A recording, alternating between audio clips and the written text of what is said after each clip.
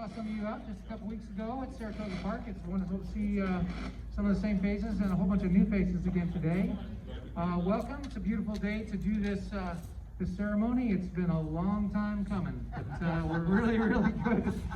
really glad to get this one in the can. So I would like to again thank everybody for coming out, and I would like to thank Mayor Ted Clugston and councilors who have come out to help celebrate Medicine's heritage, and also and most especially Len Sharland and his daughter Ray Ann sitting up here, and also Malcolm and Jennifer Sissons, the current owners of this beautiful property, who have, well, Malcolm will tell tales.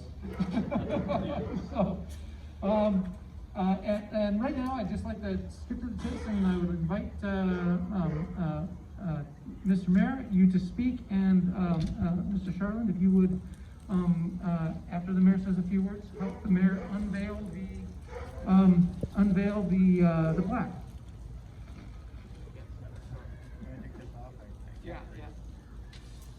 Yeah, it did. Well, welcome everybody. It did take a long time. It's been 8 years. Exactly as long as I've been mayor. So maybe that seems like a really long time for some of you. But anyway, I just had Malcolm just gave me a little tour as far as we could go, and I encourage you, if you can take a look at what's going on here. It's just amazing.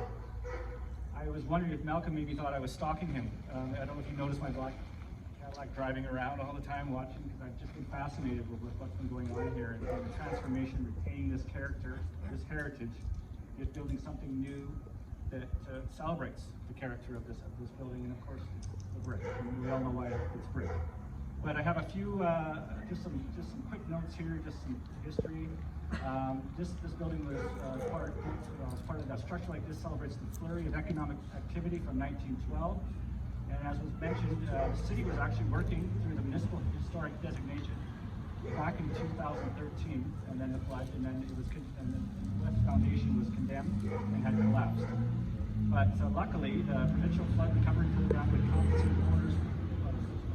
But luckily, would only compensate owners on demolition of the city taking over the property.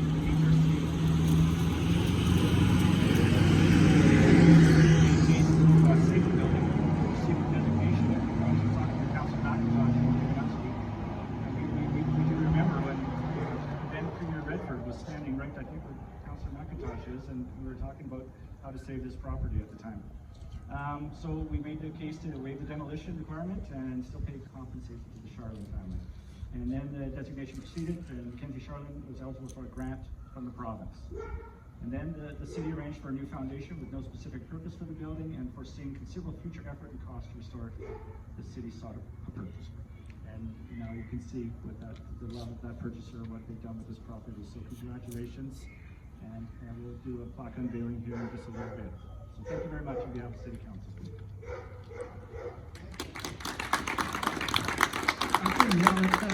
Let's unveil the plaque right now. Yeah. Hello? No, I've got the mic. Get up.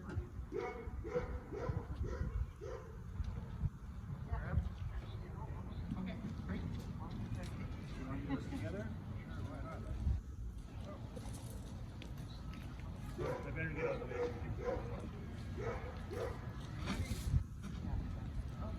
Yeah, sure, you count.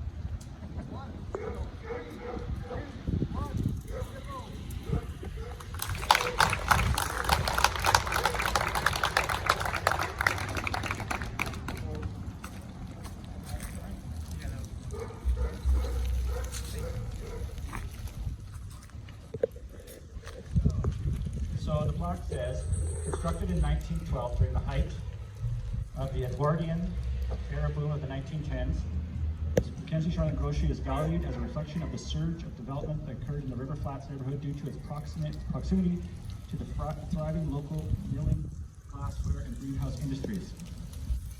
The MacKenzie Sharland Grocery is also significant as a long-time community commercial venture for its association with the first and second owners, the McKenzie and Sharland families. Commercial ventures such as the grocery established by McKenzie and subsequently operated by the Sharland served both residents and visitors and helped establish the River Flats neighborhood as a self-sufficient community. The MacKenzie Sharland Grocery is situated in its original location and has a high level of intact historic integrity. The building is valued as a neighborhood landmark that contributes to the heritage character of the River Flats neighborhood as a colorful and varied working-class community with a blend of industrial, commercial, and residential dwellings.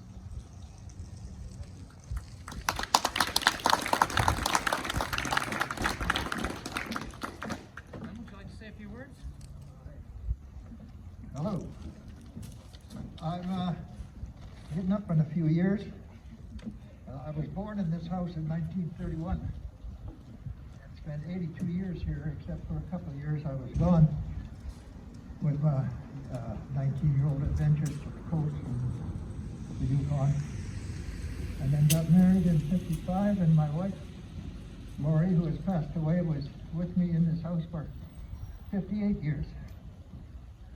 I haven't got much to say, but I'd like to thank the Parish Resources of Alberta and the local club in Medicine Hat, and especially Mr. Malcolm Sissons, his daughter, for getting this project up and going. The city started it, or well, it actually started back in the 70s when there were University of Edmonton sent some young college kids out to look at older houses, etc. And they had an interest in this one. And I kept checking with Edmonton, but then there was an economic shutdown, and the guy kept saying the plan's in the drawer, the plan's in the drawer. And then it finally materialized with the first item was the local Heritage Resources presented me with a 100-year-old certificate. Not my age, but the house. And happy wedding.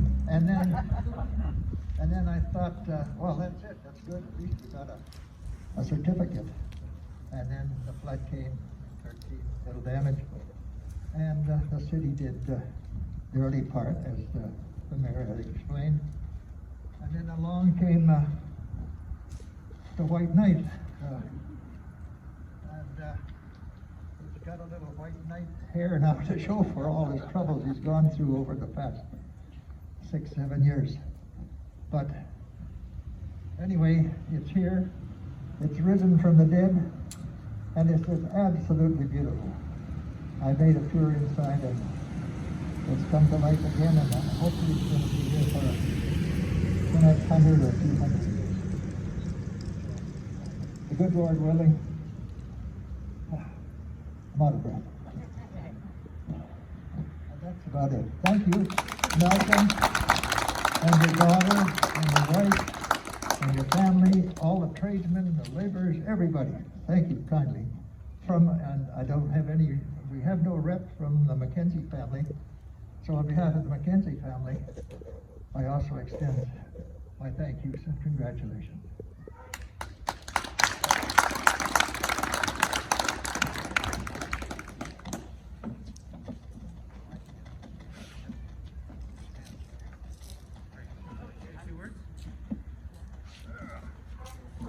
Well, that was a surprise.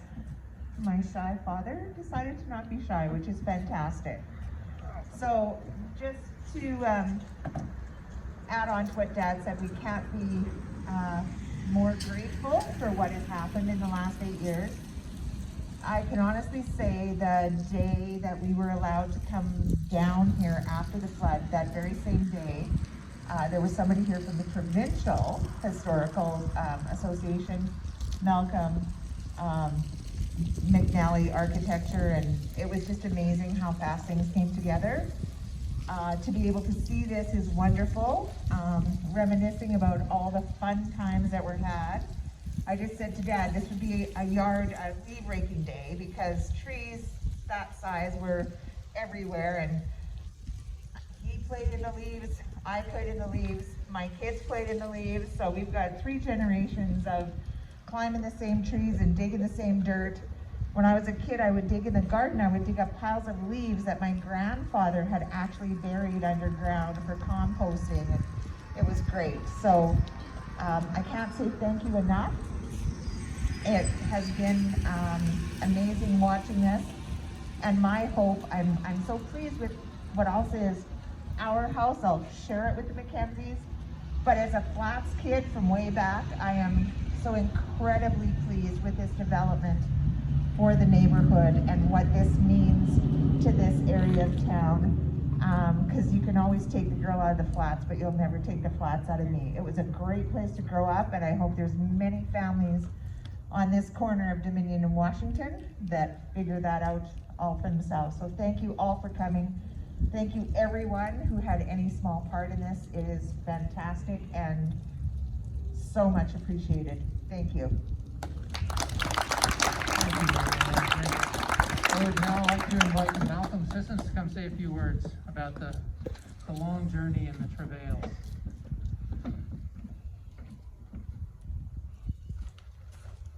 Thank you, Patrick. And I think we've covered some of the history of it, but I did want to touch on a few things. My wife, who is hiding over there in the corner by the floor,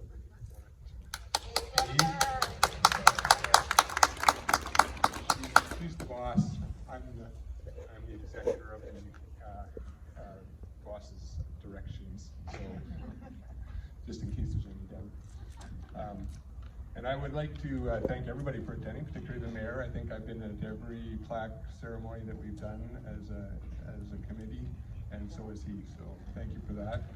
And in particular, thank you to the Sharland family for coming out and being part of this process. I did contact some of the McKenzies. There's an elderly lady in Moose Jaw and her niece up in Edmonton, but with COVID and distance, it's a little far to come. But if you're ever driving through Moose Jaw, Mac the Moose, which is that big moose out on the highway, is named for a grandson of the William J. McKenzie that built this store. So you can think of that as you drive past Moose Jaw.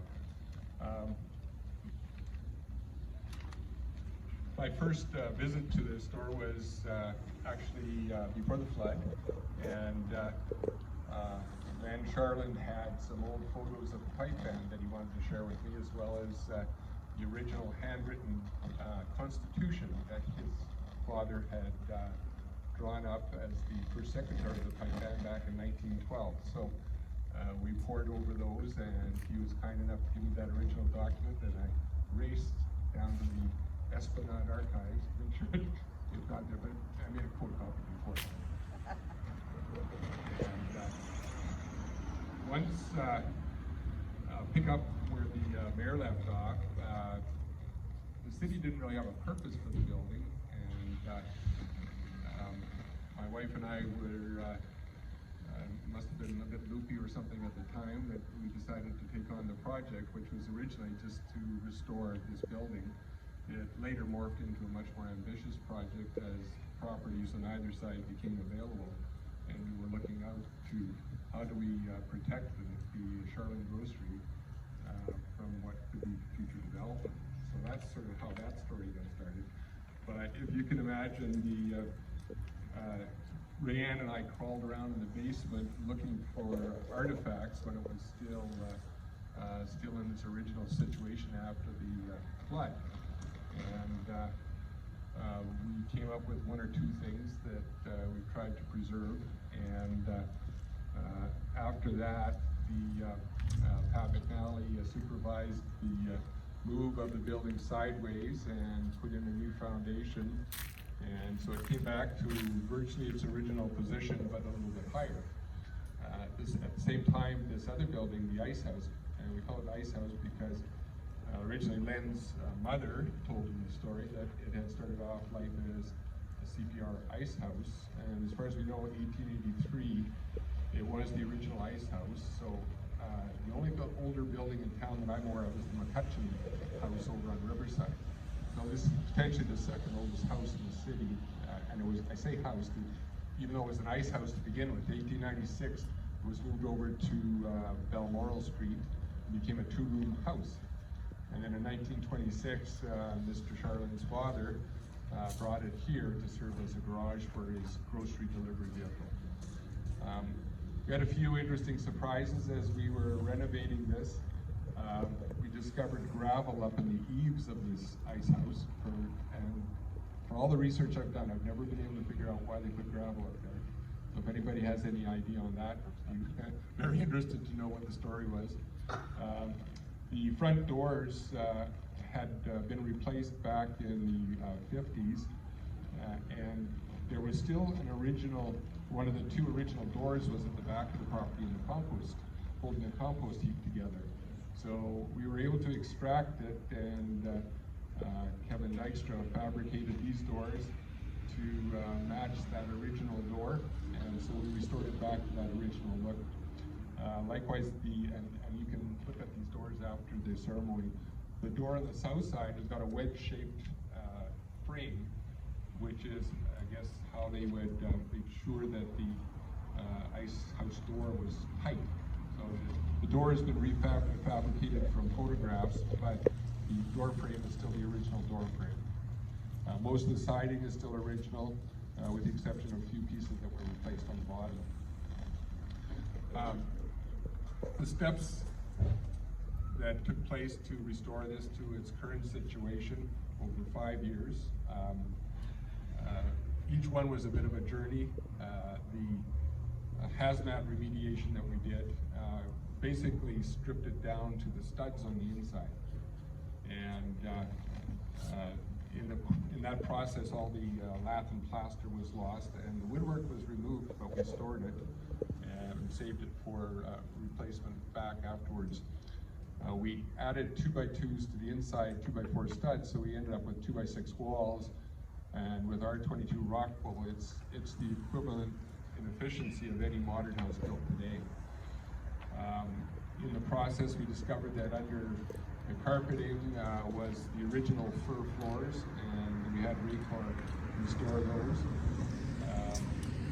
We had some ideas on how to change the floor plan upstairs a little bit, and downstairs as well. The original building had the kitchen on the back, but in the move to replace the foundation, the back part was lost. It was not structurally sound, either that or Pat just didn't know what he was doing.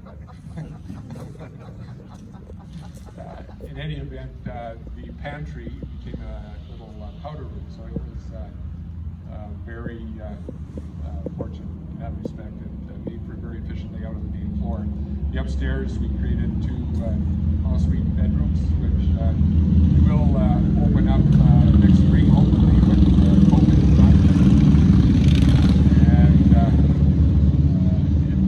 it's all extremely comfortable, and the windows were rebuilt. They were in very poor shape, but they're built exactly what they were. So they're a single hung window with an exterior storm that tilts out.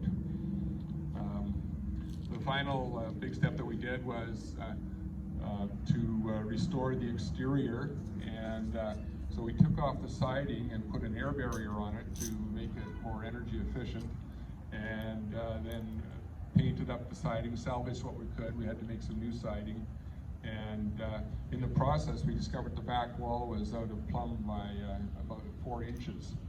So there's this big bulge in the back wall where the original addition had been pulled off.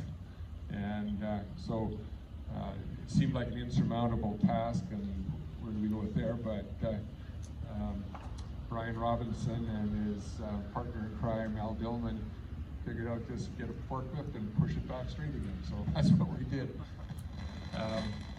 Once all the siding was restored, we had Dave, where's Dave? I know he's here somewhere at the back there, who had experience dealing with linseed oil paint. And he has painted the inside, the outside, the woodwork, the decks, and thank you, Dave, you've gone above and beyond. So I really, there's a whole long list of the trades that were involved in the project that I put on the window there. Feel free to come up and take a look afterwards. I have some special thank yous, first of all to the city for waiving and helping the building be saved to avoid the demolition process, and also for designated. It was in process of designation at the time. It could have gone the other way. It might have been too late, but they went ahead on the basis of foreseeing that we could in fact restore it. The province also participated in that, as the mayor said, and they waived the demolition requirement and have been supporting it with grants and above all with technical advice as well, because restoring an old building like this is quite an interesting project. I would like to thank also the Sharlands for providing stories to go with this. I won't tell all the stories, but Rayanne tells me that there used to be a tree.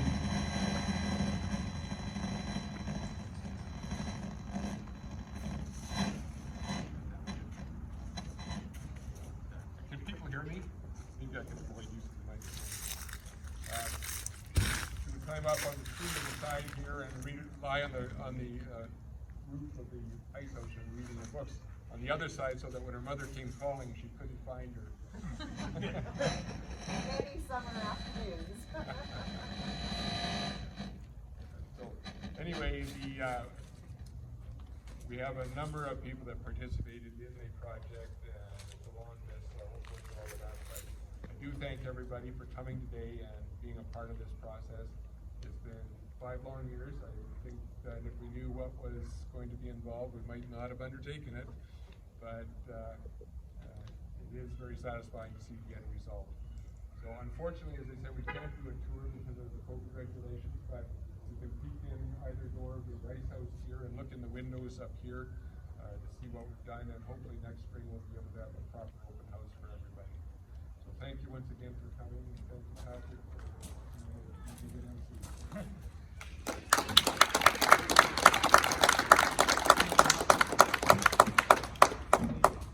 Thank you, Malcolm.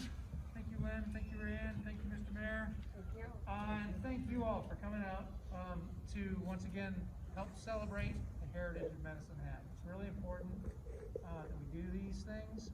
It's really important that we stay on top of trying to preserve what we can preserve. That where the structures are worthy.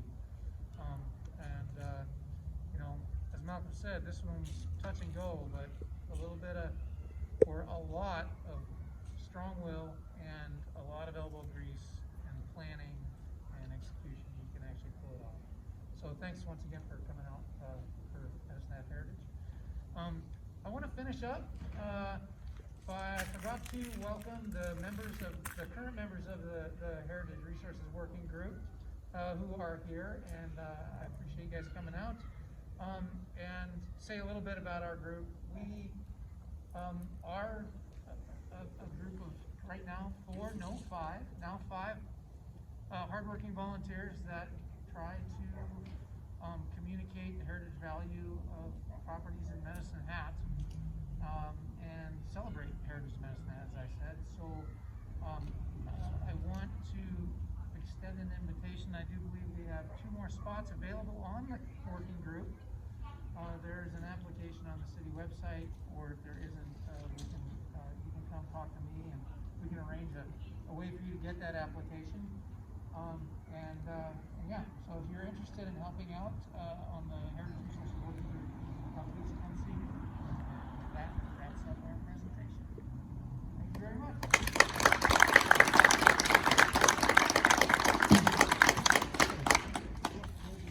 Wonderful. Yes, good luck. I appreciate that. Thank you.